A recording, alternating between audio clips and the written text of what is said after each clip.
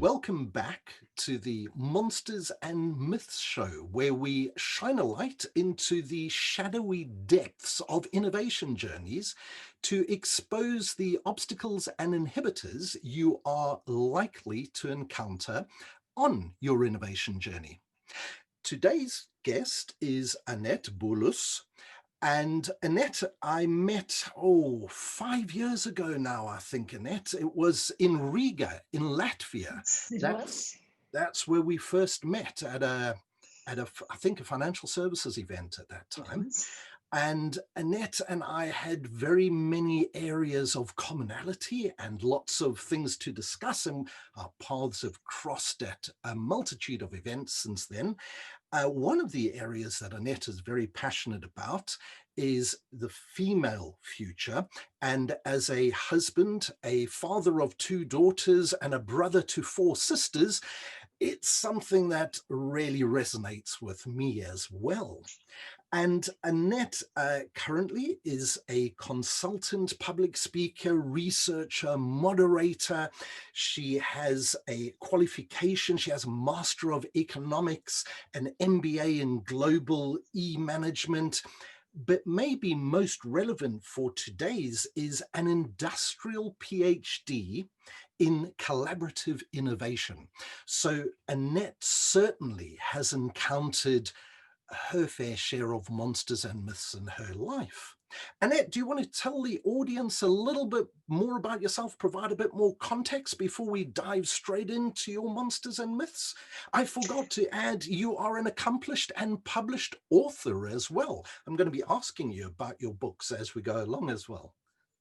You're most welcome, and thank you for such a warm welcome, Andrew. It's a pleasure to be here and to discuss something that has been my work for an entire career. I've been working in financial services mostly.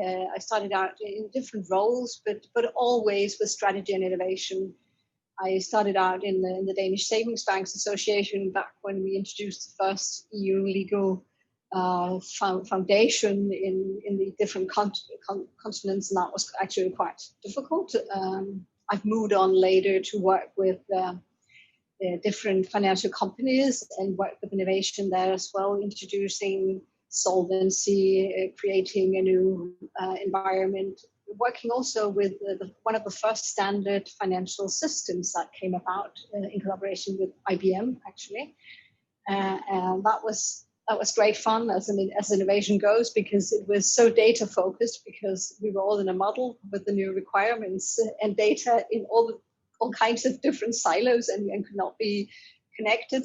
So we created a great data connector system, only it had no processes.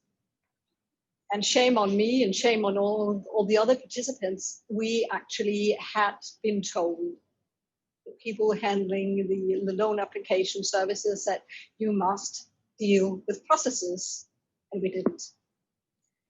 So you best.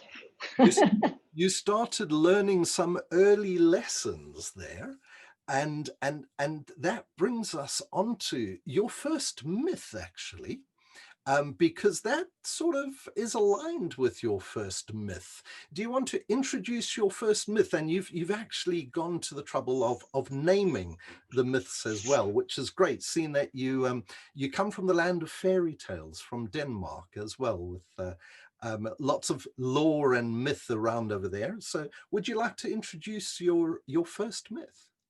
I can. I think I called it the myth of knowing best. And that's one I've experienced a lot of times in the financial services industry for a while. I think we all know that technology has been a great driver of innovation in financial services and has introduced so many changes in process, in products, in organizations, in different devices used, and also in complete changes of business endeavors. And it hasn't been customary to listen to your customers, not really. And then while customers may not know exactly what they want in a new technology realm, they certainly do know what they want. I think I gave you the example of people naming Ford and saying that people would always ask for faster horses. Yes, and maybe they didn't really want a faster horse, but they did want speed. and Ford provided speed in the form of a car. And I've seen it time and again when we asked people in financial services, what's important when you go to a mobile service, a mobile payment service, for instance, and they would say, well, security is of the essence to me. I'm so scared of losing my money, of losing my transactions and my data and my identity. And then they would have the possibility, we send out at the same time an SSL-based security for a payment service, and another that was based on downloading 2 certificates, one in the bank and one by the customers. The last one, we thought that would really hit the market. It didn't. Nobody downloaded it, because what they were actually trying to say is, yes, security is very important, but not if I only have to pay 100 Danish kroners to a gift or to buy a coffee. Then it's not really, it's a trade-off. But nobody went to talk to the customers to understand this. So that's... And you have another example around AI solutions as well, where lots of people, and I think it happens often, where they've got a technology, AI, and they go, we've got the best possible way of using this, and customers will really love this. But as you say, they don't actually go to the customers and go, what do you really want? They go, here's our AI solution. We believe that we know how you're going to use this, and this is going to be great for you. And you've got an example that you had actually used quite recently. Yes, I think that I see a lot of companies coming up now saying, well, we want to teach people how to save because they don't really want to lend money. Well, and to some extent, I think they're right. I think there are a number of millennials with quite simple economies that will need to understand the price of buying 2 coffees a day outside their home and living on porridge because there's no money left when they get home. But I still think that if they took the time, went to talk to people, they would find that people they want financial security. They want to feel that they can handle their life and they can oversee their money and they can control their money. They're not particularly interested in using a particular app or particularly sort of saving, I think. But it's interesting to see that at least somebody is trying to add behavior to their solution, which is still quite recent. But this hybris myth about the myth of knowing best or knowing better than your customers, it's actually, there's a monster in there as well, because the monster comes in the form of the person in the project or team that always believes that they know best. So I've actually encountered yours both as a myth in terms of the team believing the myth that they know better than the customers, but also in the form of a monster that's just going there and going, no, this is exactly what the customer wants. I know better than anybody else. Have you ever encountered that form of your myth in the form of a monster, a person specifically? Yes, I've encountered a number of persons and in different functions. I've encountered the developer who's so enthused by the new technology that he's working with because it's often a man. So that's one thing. And I've also encountered the executives who are so sure of what their customers want because they once used to serve customers and they thought they wanted this particular solution. And I probably did it myself as well, because once you understand the technology, you tend to think that this is an easy way to provide good solutions for customers. And I think I gave you an example also with one of the. It started to be a little later in my career when I was heading up the Copenhagen Finance IT region project, which was on the future of money. And we offered people a choice of services, and one of them was going into a small retail build, particularly for it in a setting, and then they could sort of scan all the goods and go and pay all with their phone. And that was nice if you're a 34-year-old white male, but But if you're a woman with a child and two bags with nappies in them, and you have to free up a hand to scan, it's very difficult. Or if you are an elderly person with a stick, perhaps, and you need to bend down and try to scan something on a rounded surface, that was really not optimal. They are not very used. So it's a question of understanding the context, I think, and that we often fail to do. So what's the solution to that? How do we conquer this myth? Is it as easy as we need to understand the customer before we start creating the solutions? Because that's what I'm hearing out of this, is that particularly us as techies, or as you say, those of us with deep understanding of the capability of the technology, we often, I believe, rush too fast to the solution. And more, I'm hearing, and I'm practicing myself, we need to really spend the time understanding our customer way deeper than we think we already know the customer. Would you agree, or do you have other solutions to conquer this particular, dispel the myth, conquer the monster? Absolutely agree. And I think there are several ways you can do it. And one thing is just being more humble when you start working with innovations that you're going to propose to your users, your customers, your colleagues, your partners, that you actually discuss with them before. So you need to build a relationship with the customers. And I would also encourage the use of experts in the field.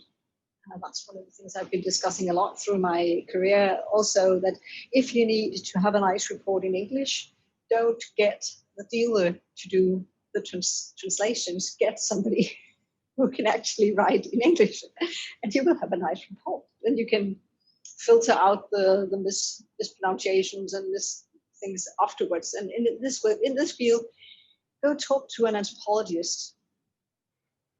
Go learn from somebody who actually knows how to listen to people, because it's not just about listening, it's how you do it and how you understand the context. Actually, the anthropology one is really interesting. A couple of years ago now, I actually wrote a blog article saying what the world needs now is more thinkers before doers. And till today, that remains the second most popular blog article. It gets hits hundreds of hits every single day. And I hypothesized in there that we need to hire philosophers or people with a philosophy background, and I would extend that to say an anthropology background, into our technology departments, so that we understand the behavioral consequences or the habits forming the behaviors and driving the customer needs and things like that. And we need to take all of that into account, and even more so today with the topic of ethics, particularly around the use of data. IT ethics is there's a huge spotlight being shone. Just because we have the data doesn't mean to say we should be using it in a particular way. And I think we need to involve more people with a philosophical background and anthropologists. I mean, have you ever heard of a CIO or CTO that would go and hire an anthropologist into their department? I haven't yet, but I think they need to. It's coming. I mean, I'm starting to see small nuggets of anthropologists popping up here and there, and I think that's a great advantage. And I think that will help move the whole area. But we still, I mean, it takes a lot of time to overcome the barriers of thinking differently, and probably also on a personal level, because if you go in and look at financial services organizations, they probably still are like they were when I was working there. They hire sort of the same profiles. So even if they hire women, they still have the same profile. So it's very often about getting things done and getting things very orderly. And that's important and very nice. But if you want to do a project and you need to have a phase where you open up and you listen and you say, well, could it be done this way? Could we do it the other way around? Or is it the right direction we're taking here? So a bit of humbleness and getting in people with different knowledge, I think will help. Diversity. Increased diversity in the team. That to me is a diversity of thought, not just ethnic or but diversity of thought, of culture, of background, just, yeah, incredibly increasing the diversity of the team, I think would help incredibly. I'm going to jump onto your next monster. And this is a monster as well that I think I can resonate with, or resonates with me. You've called it the blind innovation monster, failing to understand the potential of technology in innovation. Do you want to give us an example of your blind innovation monster, innovation blind monster? I think I didn't really realize until rather late in my career, when I was on the advisory board of a project with design thinking, discussing with small businesses, so SMEs of different kinds. They were all software developers, they were bakers and pizza bringers and craftsmen of different kinds. And we listened to all the observations that were made by the young, enthusiastic economists and anthropologists that were doing the project. And we kept hearing them, and they came to us and said, well, what's wrong with the banking system? Because they're really not serving these people, are they? And I must say that listening to them, I realized that no, probably most banks were not really serving these companies. They were providing them with loans when they felt that it was reasonable and right, and they could lift their finger and say, well, this is how you need to go if you have to pay it back, and that's important to us. They could offer them payment solutions and would be happy to, but this was not what the customers were asking. They were asking for some kind of overall administrative tool that would help them manage their processes, because that's what they would do from 10 to 2 at night when the family was asleep, before getting up at 6 in the morning to take the children to school and go home and develop their software, which was really where their heart was in it, or wherever. So And this was a potential, I think I'm starting to see, at least in Denmark, probably in other countries as well, the UK, I should think, a number of fintech startups getting together and creating partnerships that can bring services to SMEs, compliance, know your customer, onboarding, reporting, and all kinds of things, whereas the bankers never thought to do that. So that's a missed opportunity, I would say. Yeah, missed opportunities. It's the blind innovation monster to me is the blind to the potentials, and it's sort of like your previous one of knowing best, but it's those. One of the things I think is a big failing, particularly in financial services, but not only in financial services, because this applies to many industries that I've been in, is that they get blind to the opportunity because of historical success. As a matter of fact, the more successful they've been historically, the less willing they are to open their eyes to future opportunity, because it's sort of, well, this is what we've always done and we've been okay so far, so why should we change? What do you do to get over this, to overcome this hurdle? What do you personally do? What do you suggest that other people do?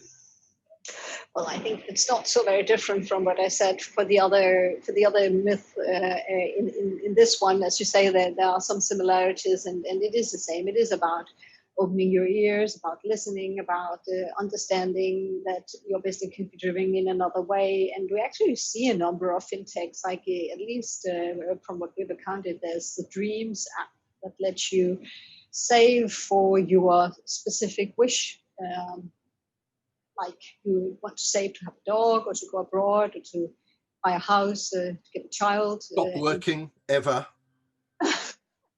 Well, I don't think they deal with that, but they deal with the small, and also with comparing to others. And Navid is another example of a service that provides just exactly that. So it's not that it doesn't exist; it's just that it exists probably mostly for the young generations, and it might be relevant for sort of all of us. I mean, I had a room once for an event with 70 people, asked to develop a service in small groups of 7 or 8, and they all came up with groups with ideas where they could share their budget, and set goals for their budget, share it with their near and dear ones, and share it with their friends, and compete even on Facebook with who gets build the savings for my next holiday the quickest. And yeah, some gamification, get that involved. exactly. Yeah. So getting people, I don't think it's very difficult. It's just a question of working in a different way. Was that event, was that being run for a financial services organization, and did they actually implement some of the things that came out of there? Well, it was run by the Copenhagen Finance IT region with an IT company that works very much with understanding customers, and all the Danish financial service industry players were invited and many participated. And I think that we are seeing that some of them are working in that fashion in some of their ventures at the moment. Not necessarily just because of us, but because of a number of initiatives like this. Yeah, eyes have opened a little bit. I just, as an aside, in my last real job, because my wife doesn't classify what I do at the moment as a real job. I enjoy it far too much, so therefore it can't be a real job. But in my last real job in a corporate world, we had an idea management system where we would harvest ideas from the staff, from external third parties. We would crowdsource ideas around challenges. And we would also put in there what we thought the opportunities that were presented, because you had specifically said failing to understand the potential of technology and innovation. And one of the things that we did a lot was we would put into this idea management systems the opportunities that were presented by new technologies on the horizon and things that were coming up. And by the time I left that organization, the trending hashtag on that repository was hashtag missed opportunity. Because so many of the ideas and concepts and things that we had discussed were never ever acted upon. And when I say never, I mean sometimes 3 years after we had come up with the concept, we would see a competitor launch a product in that manner. And it didn't happen just once. I'm meaning multiple tens of times where we had come up with a great innovative way of doing something years before anybody else on the market, and yet it was never acted upon. Things have changed within that organization now, and they are a lot better.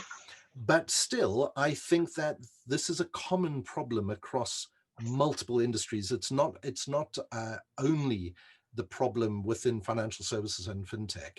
There are so many that just, my only solution was to get out there and tell people about it, literally be very much an evangelist, get out there and just spread the word, stir up trouble. You know me, I'm a troublemaker deluxe, and I would get out there and stir up trouble and get people talking about it, because the more they spoke about it, the more they understood the opportunities of what they could be doing, and the more excited they got about contributing their ideas, and then we could try and get some momentum and do something about it.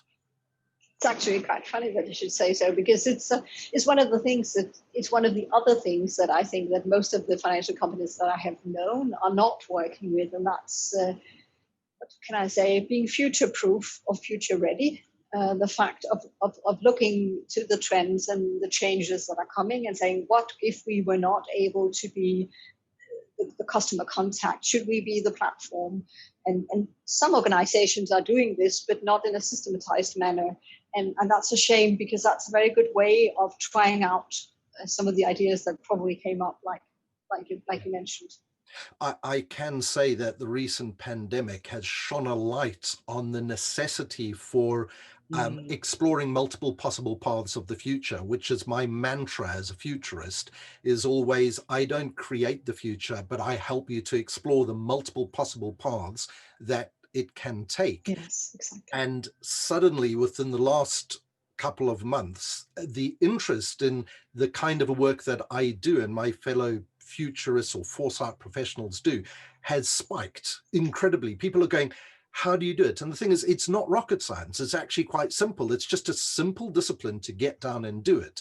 And I'm quite happy to help anybody if they want to get hold of me, of course, for a price. I've got to eat too.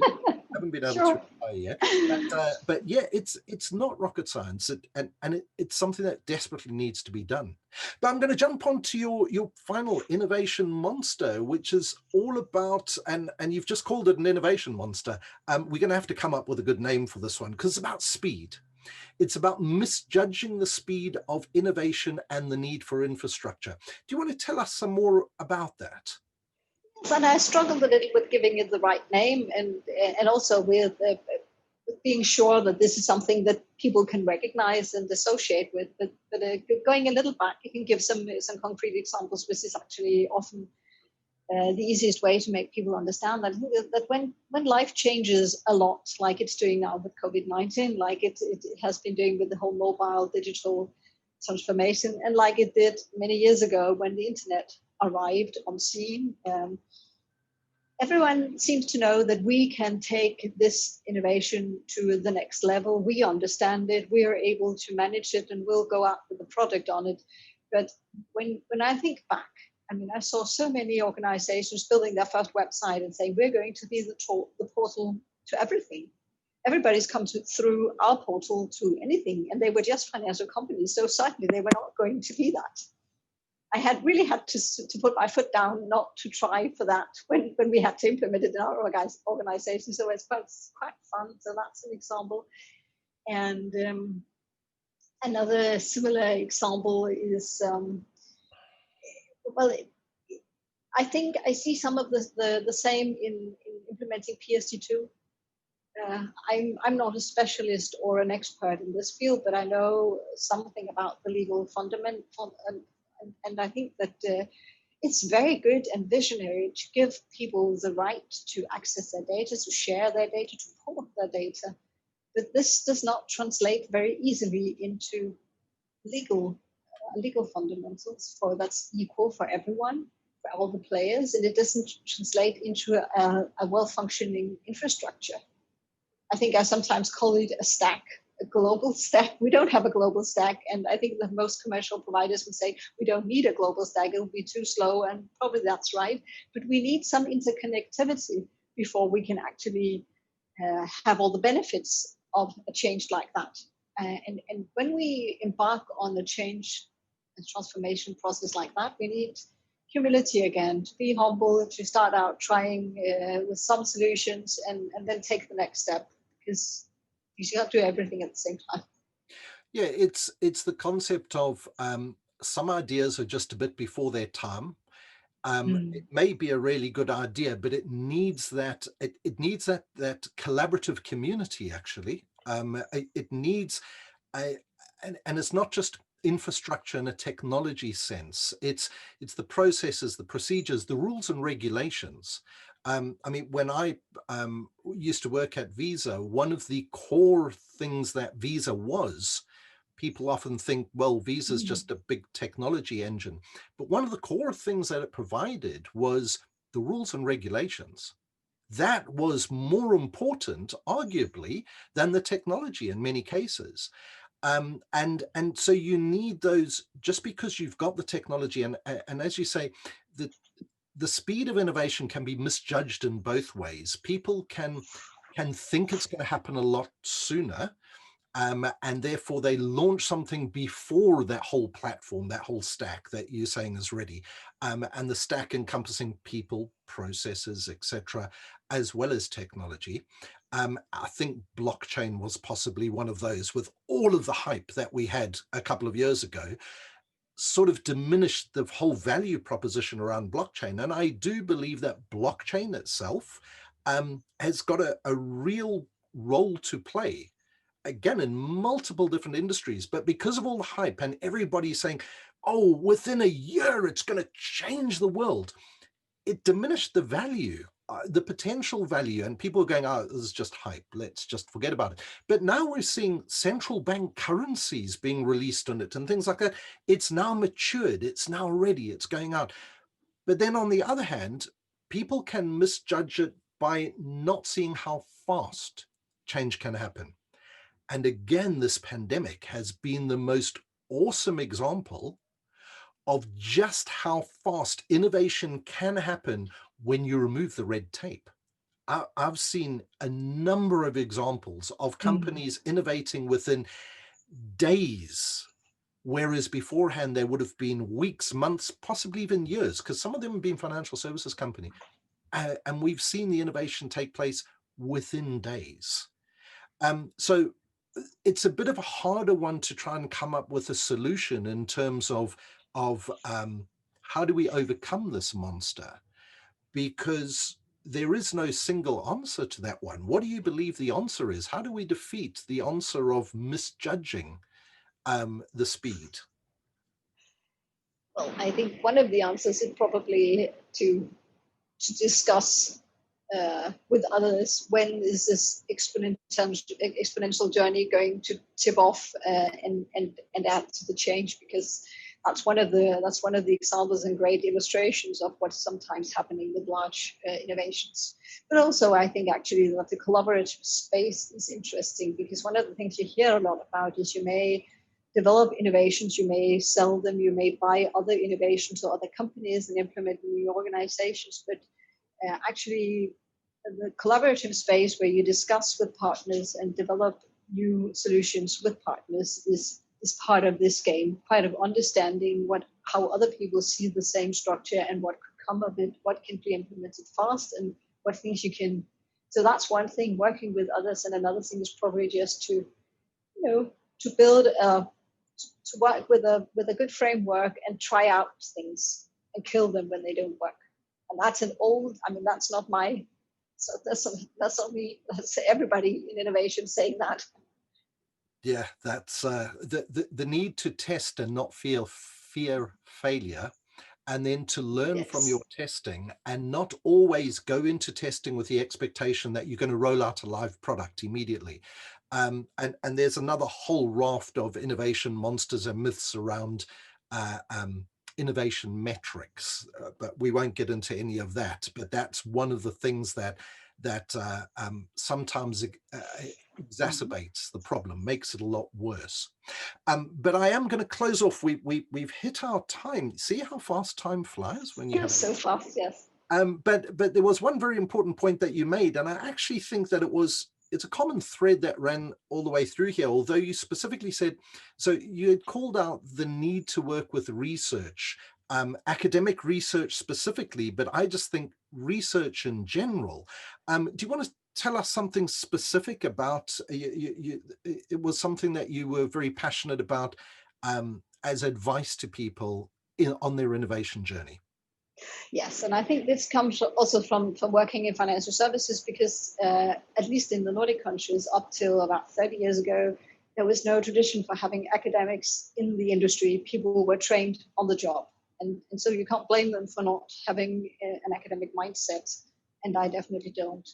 But there's so much learning that you can use when you work with people who has the highest knowledge. They may not know how you should use it, but you can draw on all that knowledge. And if you don't work with the people who know, how are you going to learn?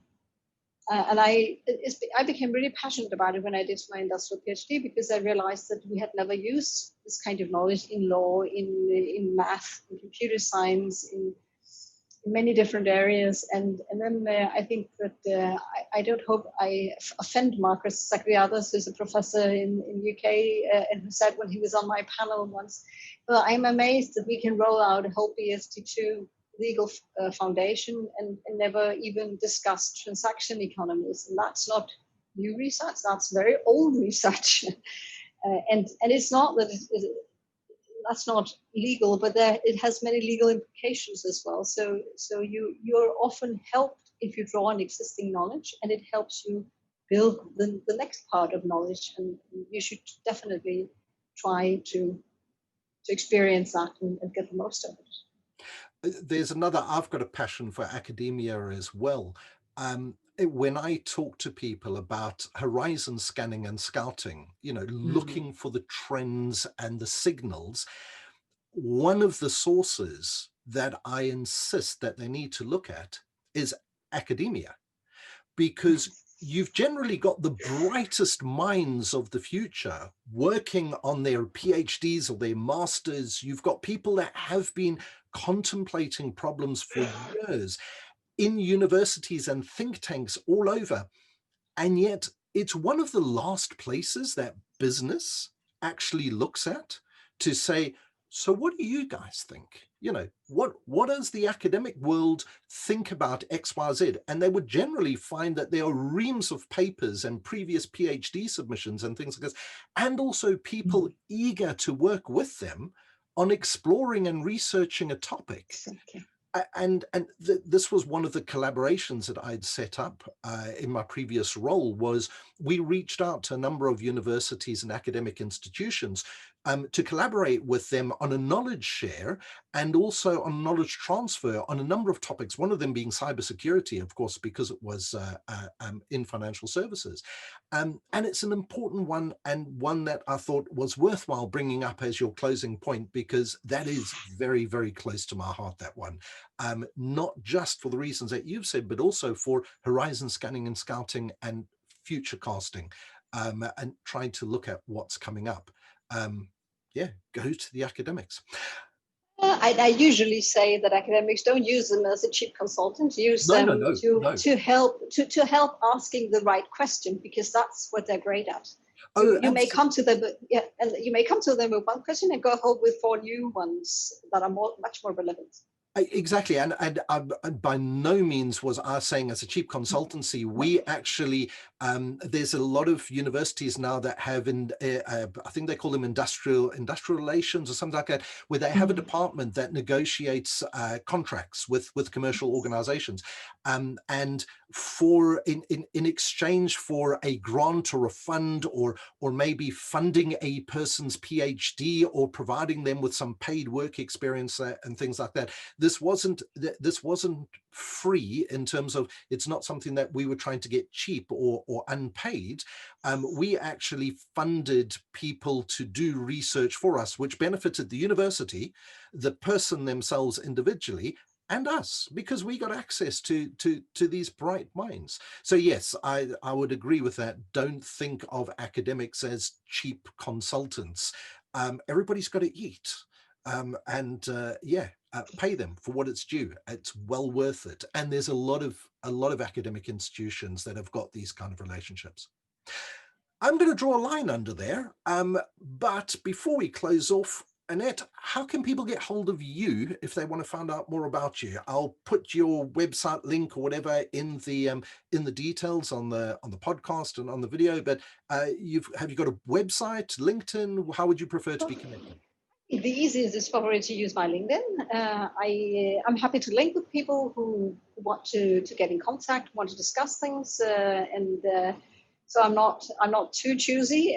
But if you want to contact me on LinkedIn, tell me why we should connect, because that's always a good starting point, and I can share my mail and then other contact information. I haven't got a website. Maybe I'll have one in some time, but. No problem. I'll put so many products. I'll put your LinkedIn connection details in the post when I publish it. Thank you very much for your time today. And I look forward to catching up, hopefully in a physical or virtual event sometime pretty soon.